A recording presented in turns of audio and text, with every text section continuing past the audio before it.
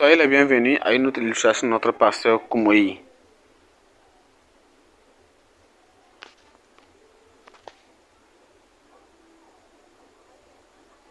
En Jean chapitre 5. Jean chapitre 5. 5. Verset 28. Jean chapitre 5, le verset 28, il dit: Ne vous étonnez pas de cela, car l'heure vient où tous ceux qui sont dans les Écritures entendront sa voix et en sortiront. Ceux qui auront fait le bien résisteront pour la vie, mais ceux qui auront fait le mal résisteront pour le jugement. Et je puis faire le même. Souvenez, entendez ceci. Aujourd'hui, la mort tue beaucoup de personnes aujourd'hui parce qu'elle est libre de faire cela. Mais le dernier jour, la mort sera aussi prise en soin. La mort elle-même sera emprisonnée. Ça veut dire qu'en ce moment, il y aura plus de morts. Vous voyez, quelqu'un va me poser la question: qu'est-ce qui arrivera aussi aux pécheurs? Ils ne peuvent pas mourir encore parce qu'ils vont souffrir. Les pécheurs vont vivre pour toujours. Quand bien ils sont morts, ils vont ressusciter, et après la résurrection, ces pécheurs-là vont vivre pour toujours. Souvenez-vous de ce qui va se passer. Il dit: je ne peux rien faire de moi selon le temps de jugement, juste parce que je cherche un homme. Ça veut dire que la mort elle-même sera emprisonnée. Elle sera aussi mise dans l'enfer éternel. Vous voyez, je vous dis ceci. Depuis que nous avons commencé cette église, ministère de la vie chrétienne profonde,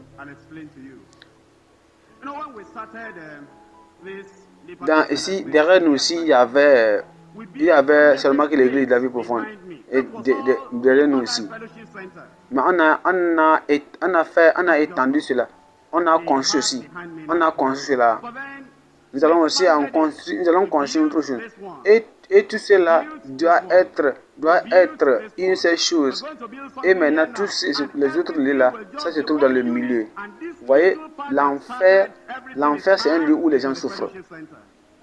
Mais le corps n'y entre pas. Mais c'est quoi? C'est leur âme qui y entre dans l'enfer. Ce n'est pas le corps. Ça veut dire que le corps n'entre pas là-bas.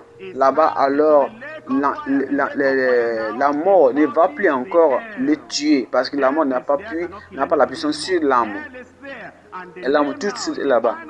Quand quelqu'un est accusé aujourd'hui, et il attend le dernier le dernier mot. Quand quelqu'un est accusé et il est vraiment en jugement, qu'est-ce qui se passe? On attache cette personne, on le met dans un cell. Et dans ce cell, c'est une chambre là où il va rester et espérer le grand jugement. Pendant qu'il est là-bas, il ne mange pas bien, il est moustique, le pénis là-bas. Mais c'est un vrai, vraiment. Il peut être là pour 5 ans, 5 mois, c'est 1 an, mais il est là-bas. Mais quand il a amené maintenant au jugement, et il est jugé maintenant, finalement, on l'amène maintenant au vrai jugement. Souvenez-vous maintenant que la manière dont il souffrait avant dans celle qu'on l'amène maintenant et on l'amène dans la prison, c'est la même chose. C'est la même souffrance.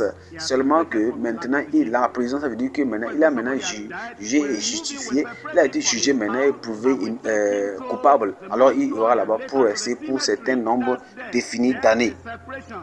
L'enfer, c'est un lieu dans cette souffrance. Mais le dernier jour de l'enfer, le jugement, alors ces personnes-là seront jetées dans l'enfer. La Bible nous dit que c'est la mort, la deuxième mort.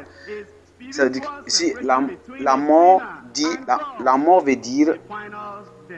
dire séparation. Quand quelqu'un est mort, ça veut dire qu'il y a séparation.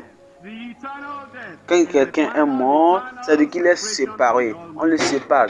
il est séparé. Il est séparé. On l'amène dans la mortière, et on l'amène dans le cimetière. Il est la séparation de ce temps mort des gens qui sont nés, les gens qui sont vivants. La séparation, ça dit que la séparation de l'esprit, de l'âme, de l'esprit, du corps.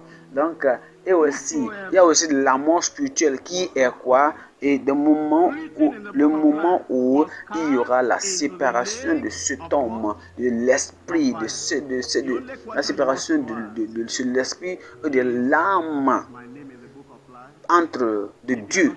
C'est ce qu'on appelle la deuxième mort, la mort totale, la deuxième mort, la dernière mort, la mort éternelle, la finale éternelle séparation de Dieu.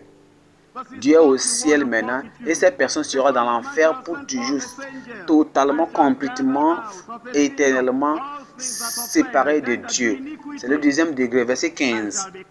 Verset 15, il dit, et quiconque n'est pas son nom écrit dans le livre de vie, quiconque, pensez à cela, quiconque n'est pas trouvé son nom dans le livre de vie était jeté dans le lac de feu ardent. C'est la seule question qu'on peut se poser. Est-ce que mon nom est écrit dans le livre de vie? Alors si tu n'es pas sûr, il faut prier. Jésus-Christ a dit quelque chose. Je crois que vous croyez au nom de Jésus. Matthieu 13. Verset 41. Verset 41-42. Et dit quoi?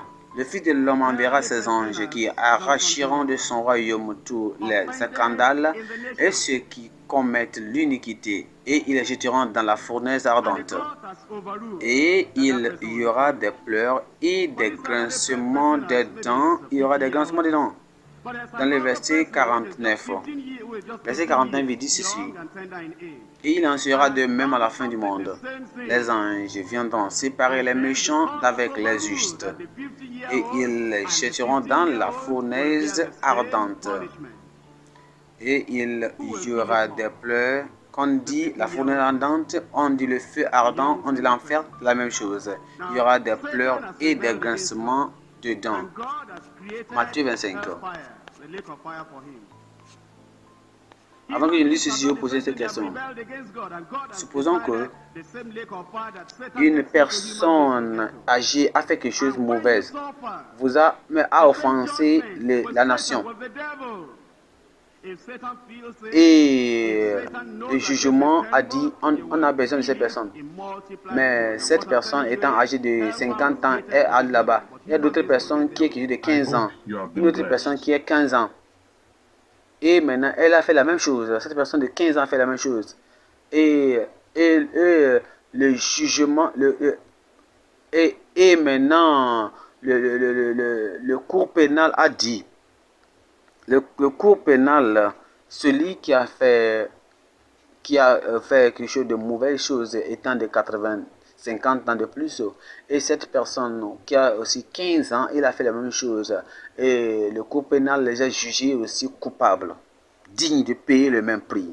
Je vous pose cette question, les deux là, qui va souffrir plus? C'est le jeune homme. Satan a rebellé contre Dieu, et Dieu a créé l'enfer pour lui. Les hommes aussi ont rebellé contre Dieu, et Dieu a dit alors vous allez rejoindre Satan dans son enfer. Et après, quand vous souffrez du même jugement avec Satan, mais si Satan le sang souffre et c'est que c'est terrible, toi aussi tu vas le souffrir plus que Satan.